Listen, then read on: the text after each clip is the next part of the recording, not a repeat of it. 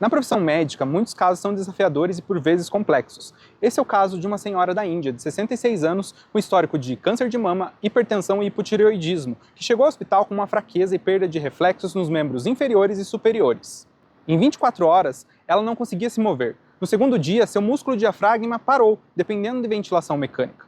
Com rápida evolução, apresentou ausência de reflexo do tronco encefálico, caracterizando morte encefálica. Porém, por exames de imagem, seu cérebro não apresentava danos e o eletroencefalograma revelou atividade cerebral normal. Dias depois, na segunda coleta de líquor da medula espinal, observaram valores elevados de proteínas sem aumento de células de defesa, um achado típico da síndrome de Guillain-Barré. O que testemunhamos nesse caso é um exemplo fascinante e alarmante do poder do nosso sistema imunológico.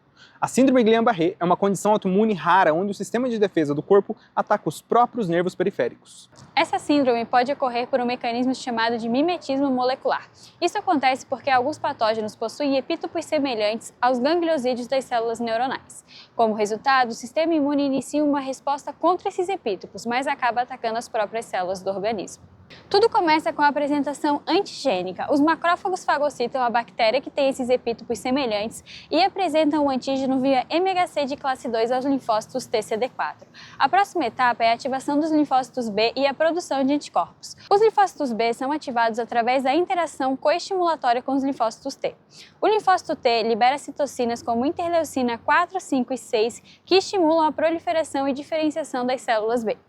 Algumas dessas células se diferenciam em plasmócitos e começam a secretar anticorpos específicos para aquele epítope. Aqui que acontece o problema. Os anticorpos produzidos acabam reconhecendo e se ligando aos gangliosídeos das células neuronais, principalmente na bainha de mielina dos nervos periféricos. Isso ativa o sistema complemento, aumenta a inflamação, recruta macrófagos e leva à destruição dessas células. O resultado desse ataque, é o que chamamos de próprio, leva aos sintomas da paciente. Mas se temos um sistema imune que distingue o próprio do não próprio, por que a síndrome acontece? A resposta está em uma falha crítica nos mecanismos de tolerância imunológica. Normalmente, temos dois níveis de proteção. O primeiro ocorre no timo e na medula óssea, onde linfócitos T autorreativos são eliminados. Porém, nem todas as moléculas do sistema nervoso são apresentadas ali, permitindo que alguns linfócitos potencialmente perigosos escapem. O segundo nível se dá nos linfonodos, com 3 mecanismos de segurança. O primeiro é a anergia, onde linfócitos autorreativos podem ser inativados se não receberem sinais adequados.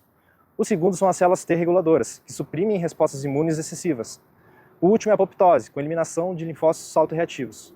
Na síndrome de Guillain-Barré, todos esses mecanismos são contornados. O resultado, linfócitos B são ativados e produzem autoanticorpos contra a mielina dos nossos nervos periféricos. Essa falha na tolerância imunológica nos mostra quão delicado é o equilíbrio do nosso sistema imune. Um sistema projetado para nos proteger pode, em circunstâncias raras, se tornar nossa maior ameaça, podendo até mesmo imitar uma morte cerebral.